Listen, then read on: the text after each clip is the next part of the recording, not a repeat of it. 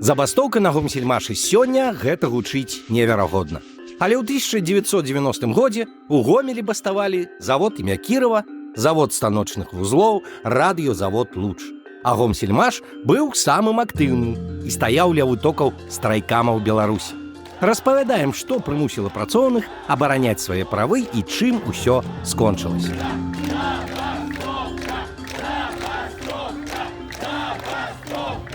Это стало как бы неким, не то что питанием, а заставило задуматься, когда на 1 мая мы идем, колонна по традиции, первомайская демонстрация, идет працовный люд, несет детей, жарища, вот, кто в теннисках, и стоит этот Заржня облвиконкама товарищ Камай, ось, в плащ накидки військової.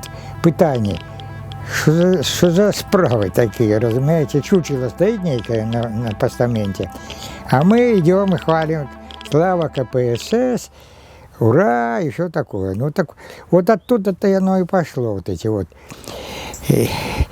И люди стали уже глядеть больше уважливо, и любым дробязям стали придавать значение. Вот, но як такового руху-то и не было. У 1989 годзе у БССР была прынята пастанова аб ліквідацыі наступстваў на Чарнобыльскай АЭС. Але Гомель, які быў забруджаны радыяцыяй, у гэтую праграму не патрапіў.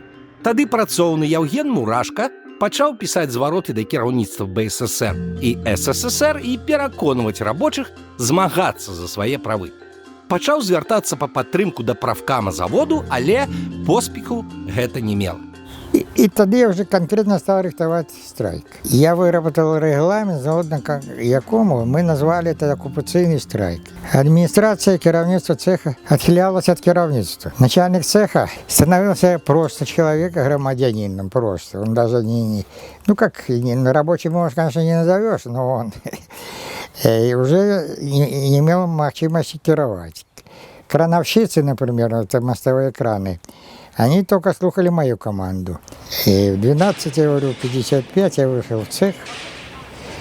Грохот, цех ковальсько-пресовий, кругом шум. Пора починать, за мной увязался начальник цеха и каже: Иван Васильевич, может, не треба? Я говорю, надо, Федя, надо. Пошел в цех и стал показывать такой строительный жест. Когда крановщику говоришь вот так, показываешь крест, он видит тебя снизу, все, это стоп. И смотрю, я иду по цеху, по пролету, сзади меня станки одни. Тише, тише, тише. Когда вышел до конца цеха, сразу опорный станок вырубается и тишина. Когда в постоянном грохоте, вот эта тишина, не зря, кажется, бьет аж по перепонкам. Где же та логика, да, значит? Тишина, и вдруг тебе давит на перепонки. Коли профсоюз убачив, что трудовой працовный коллектив живет своим житьем. И вот, учитывая это, мол, правком принял решение возглавить вот это движение. Я говорю, вот это меня убило, слово возглавить. Кажут, не можешь разогнать, так треба возглавить. Вот так оно отрыбалось, собственно, по задумке. Уже 27-го приходит Леонид Васильевич Барабанов, секретарь парткома, нервный, психованный.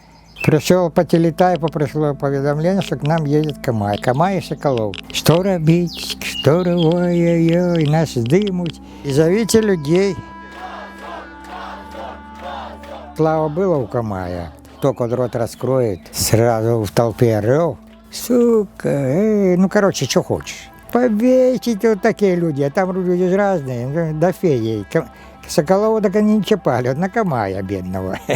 Я тогда подхожу с кранику, говорю, слухай, ты бери своего шефа, потихонечку линяйте, потихоньку, не бегом бежите, а потихоньку, ретируйтесь. Потом и я пошел. Когда я пришел, там уже президиум. А Камай сидит, уже читает нам наше же потребование, наши, он читает. А я как зашел с улицы, сбоку так сел и сижу. Слухай, вот он дошел до 3-го пункта наших потребований, Я поднимаю руку, я говорю, можно за реплику? Пожалуйста. Я говорю, вы знаете, мы, говорю, ждали урад. То есть потребование чисто до урада краины. А к нам, говорю, приехала партия. Вы партийный человек, нам, какие вы можете нам отказы дать?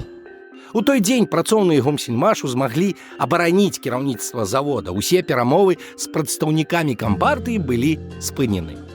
Калі ўрад СССР не ідзе да нас, то мы прыйдзем да яго, вырашыў тады Мурашка і пачаў рыхтаваць марш на Маскву, каб наўпрост у Крамлі агучыць патрабаванні працоўных да ўраду.